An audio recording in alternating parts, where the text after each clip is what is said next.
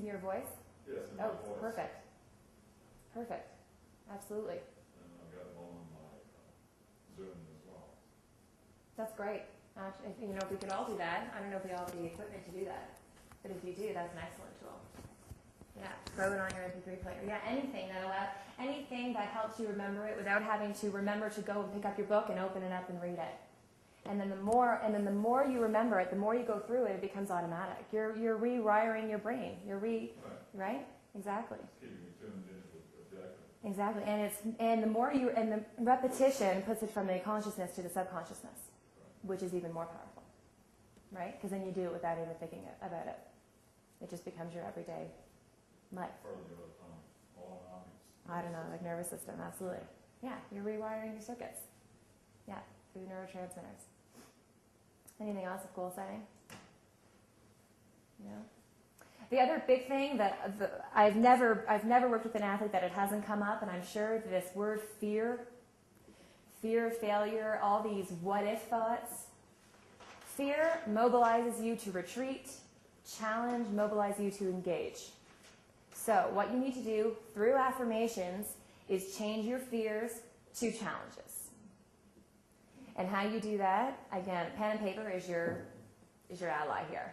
You write down all your fears, all of them. You just, if it takes 10 minutes, if it takes a half an hour, if it takes an hour, you just write all your fears down.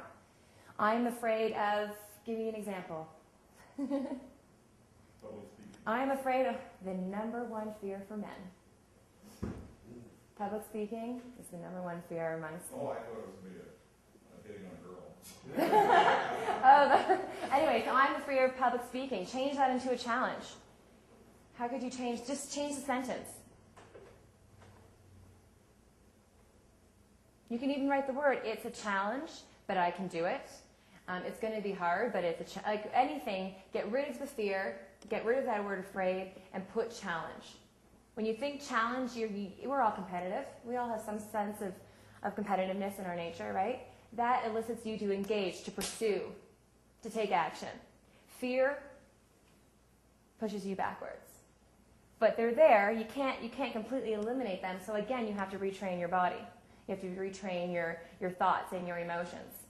So the best way to do that is, again, write them all down and change every single sentence into a challenge. Throw out the fear sentences, keep the challenge sentences in front of you. And every time you think about that fear, we call it thought stopping. You think about that fear, and again, it takes practice, it is a skill. You have to catch yourself thinking about the fear, and then what you do is you think of a stop sign. You think of throwing the rock in the water. You think of anything you need to do, throwing a cigarette down and whatever you need to think about. That's the thought stopping, and then that reminds you to think of your challenges. Did I go too quick? Is that okay? Yeah?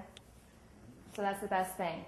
Think it one more time. Think about your fears. I got it. I snapped it. Sometimes people like to have an elastic band around their wrist, and they snap it every time they catch themselves. Okay? Or you close your mind and you close your eyes and you think of stop sign. Whatever it means for you, get rid of that negative fear, and let's convert it into a challenge. Now you're ready to take action. Now you're motivated. Now you're going to do something with your life.